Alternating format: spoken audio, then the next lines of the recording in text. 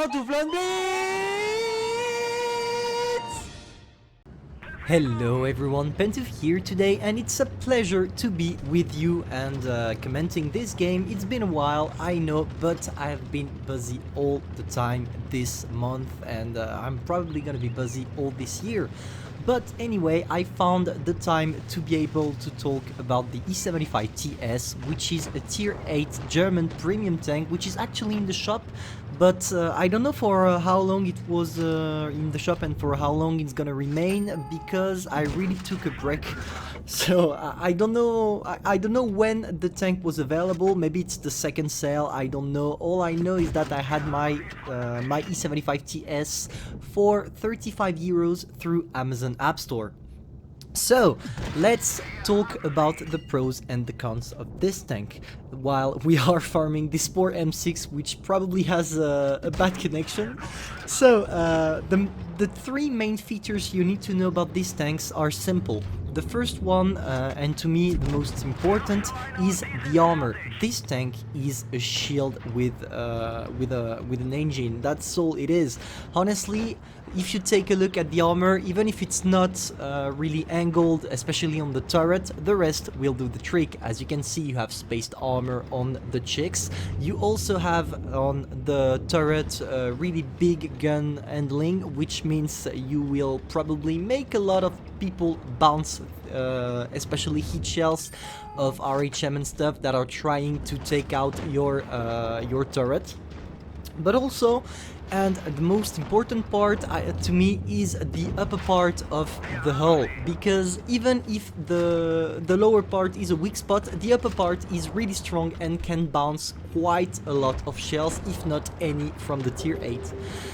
The second thing you need to know is the mobility. As always, when you have a good armor, usually you have a bad mobility, and that's the case here. You are slow, so really be careful. You really need to know where to go with this tank, because if you go on the wrong front, you will not be able to help your team and they are gonna get destroyed. And that's exactly what happened here, because as you can see, I didn't go on the hill. I could have, but I don't really like the hill, especially when I'm playing with Navy, because I saw that they have two RHMs and I really didn't want it to get one shot by them with a need when I try to poke to do my damages. That's why I went directly in the town. And the last thing we can talk about is the gun. The gun is really nice. It's probably, I think, the same that we have on the Tiger 2, because you have a good gun depression, you have a good penetration, and a really great reload, and that's the reload that is going to make everything in this game. But you will see, I'm not gonna spoil too much.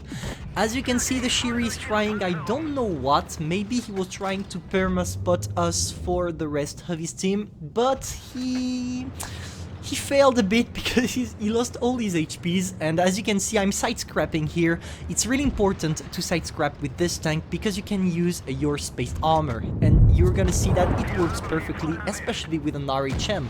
Now that the RHM just shot, I went straight on my left, because I really want to get rid of all these mediums, which are my weakness, because I don't have any mobility.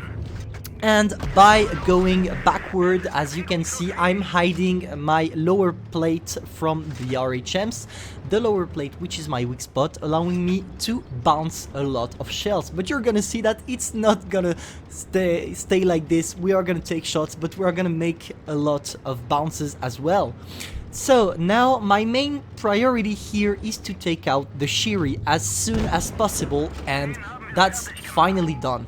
Now we only have to deal with slow tanks, except the Chieftain, but I don't see it, so maybe, I guess he's AFK. Here I was lucky that the RHM tried to shoot while moving, because he failed, and now it's only a matter of focus. We go for the first RHM because the other RHM already shot, and the VK as well. Now we really want to take fast the RHM with an HE. We managed to take the kill. Both RHMs are dead. We only have to deal with the VK. Now I'm gonna go for the weak spot, and I'm gonna face hug him, because even if I don't know if my armor is gonna make him bounce or not, I would rather go for a face hug, because with my huge gun handling, I'm gonna be able to maybe make him bounce. And that's exactly what we did here. We go for a first bounce from the VK. For now, I'm pretty I'm pretty confident because, as you can see, I have a better reload, and he's only a one-shot for me. So even if here I bounced my shell and I'm a one-shot for the VK, I will be able to reload before him. I take my time to be really sure to hit the weak spot. I shoot and I take out the VK.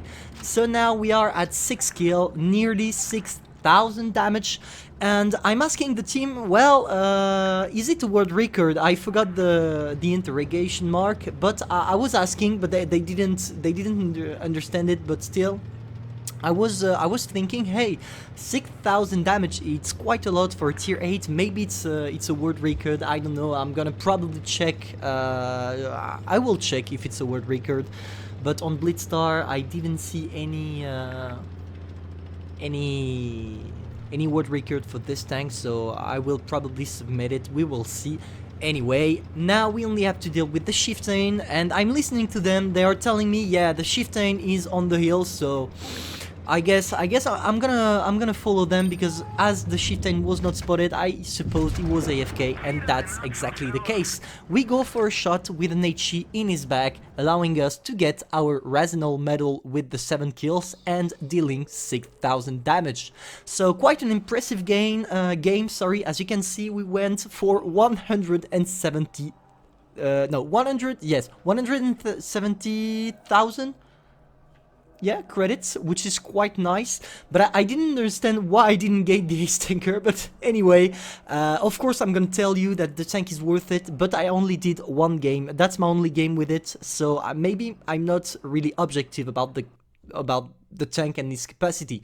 But anyway, I hope you enjoyed this review. I will probably try to stream tonight and keep you updated with what the channel is all about. So thank you all for watching. Don't forget, you're not here to be better, but to be the best. Pantoufleee, over.